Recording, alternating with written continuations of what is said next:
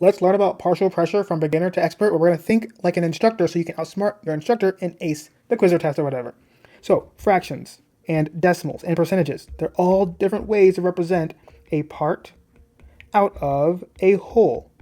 For example, 12% is equal to 0.12 as a decimal, which is like saying 12 out of every 100. That's literally what percent means, out of every 100.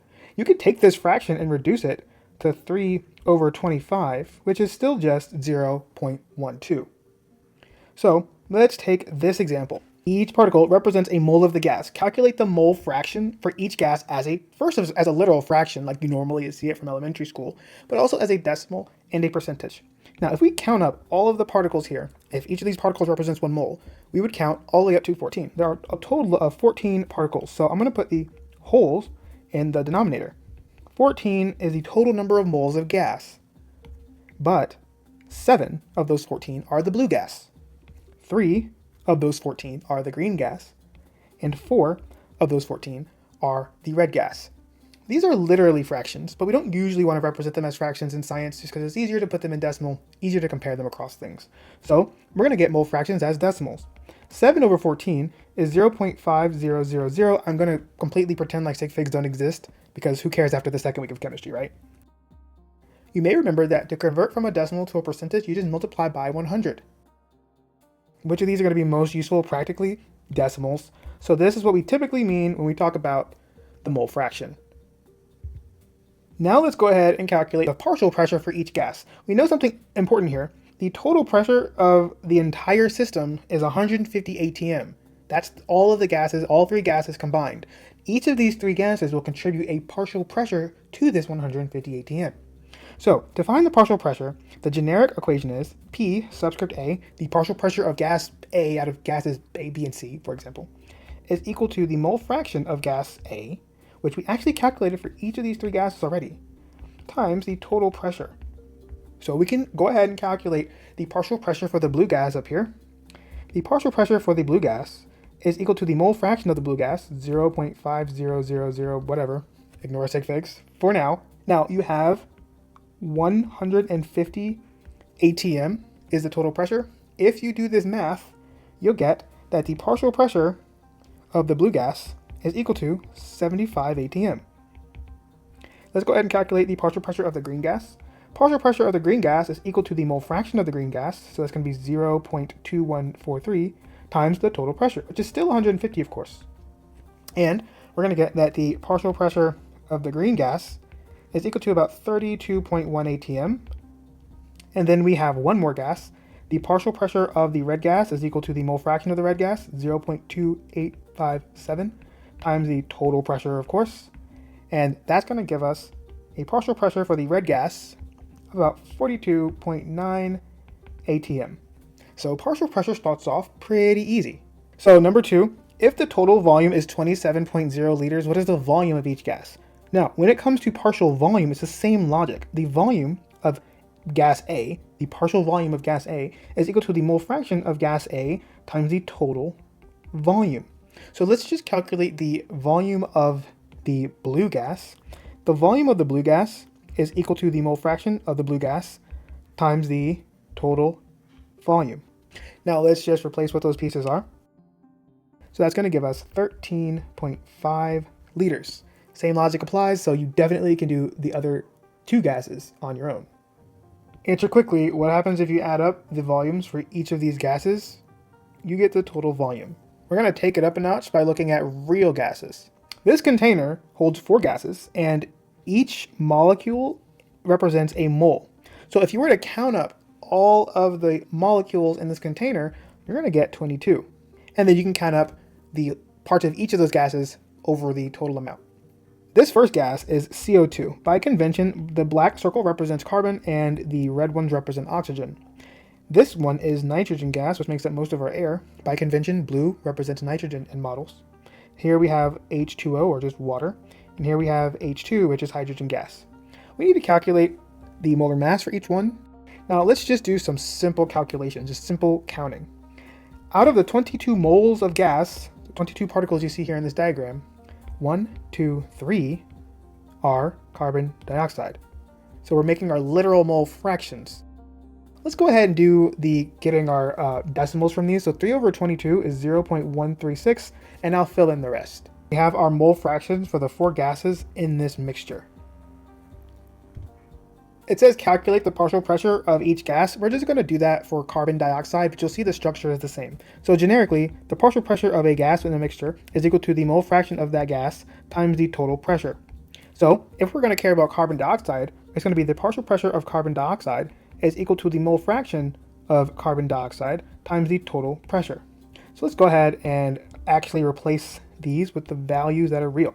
So the mole fraction of carbon dioxide is 0.136, and the total pressure is 3.80 atm.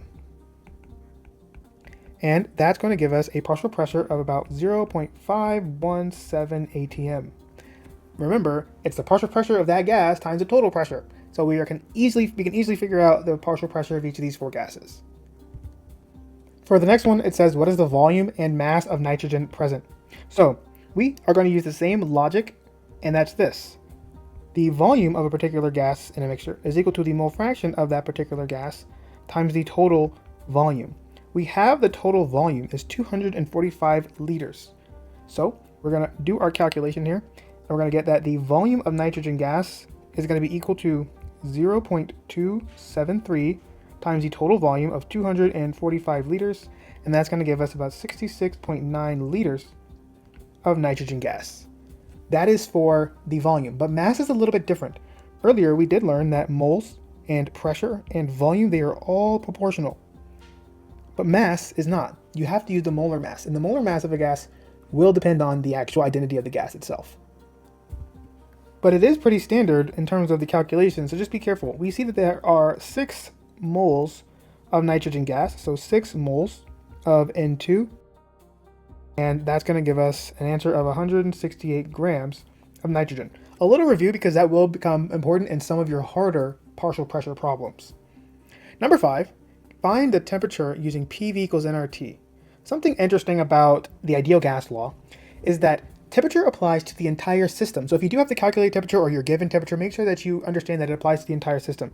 So we have the ideal gas law, PV equals nRT. If we rearrange it, we get that T is equal to pressure times volume over N times R. And let's plug in everything. Remember, temperature applies to the entire system. So the pressure of the entire system is 3.80 atm. The volume of the entire system is 245 liters. The moles for the entire system are 22. There are 22 moles of gas in that container. And R is just a constant, 0.0821 approximately. And you get your calculation of about 515 Kelvin. Remember, to go from Kelvin to Celsius, you subtract 273. So that's going to give us 242 degrees Celsius approximately. Now we have a concept question. We know that temperature applies to the entire system, but these particles do not all have the same molar mass, so they do not all have the same average speed in terms of which one's moving faster on average, because lighter masses will have to move faster in order to have the same average kinetic energy. So let's take a look at the kinetic energy equation. Kinetic energy is equal to 1/2 mass times velocity squared. This is an inverse relationship in the sense that if something has to have the same average kinetic energy, if it has a lower mass, it must be moving with a higher average speed. And conversely, heavier molecules will have lower average speeds. So what does this mean? It's asking for the particle that has the highest average speed. We're looking for the lightest molecule. Because hydrogen is the lightest molecule in this mixture, it will have the highest average speed because it's the lightest mass, and it has the same average kinetic energy as the others in that container because average kinetic energy is proportional to temperature. And here is where partial pressure can get a little bit more challenging, but let's review some key concepts. Gas mass is not proportional to moles, volume, or pressure in terms of being able to interpolate it from the data there. You must look at the molar mass because every gas will have a different molar mass. That's why you always convert to moles if mass is ever mentioned. So here's a good example. A pressurized cylinder contains 10 grams of each of the following gases. We've got 10 grams of nitrogen gas, 10 grams of carbon dioxide, and 10 grams of sulfur hexafluoride. So first thing first, we're going to convert each of these into moles. Blah blah math, molar conversions. Here's what really matters. Although there are 10 grams of nitrogen and 10 grams of carbon dioxide and 10 grams of sulfur hexafluoride, there are not equal number of moles of each of them, because molar mass matters. If there are 10 grams of a heavier gas, there are fewer moles of it. And if there are 10 grams of a lighter gas, then there's more moles of it relative to the others. That's important because we just spent all this time talking about mole ratios and mole fractions. So if you have grams, convert it to moles. Maybe you guessed where I was going with this, but the whole point of calculating the actual number of moles is so we can get the total number of moles, because we got to get our mole fractions here. That's going to be important. So it says how many moles of each gas are there? Well, we have our answer here, so I'm just going to duplicate that and put it down below. So we figured out the number of moles of each gas and the total number of moles, which is the sum of each of them combined. So how do you find the mole fraction for each gas? The mole fraction for nitrogen is just the moles of nitrogen divided by the total, which is just this divided by this. Same thing will apply for carbon dioxide. Moles of carbon dioxide divided by the total.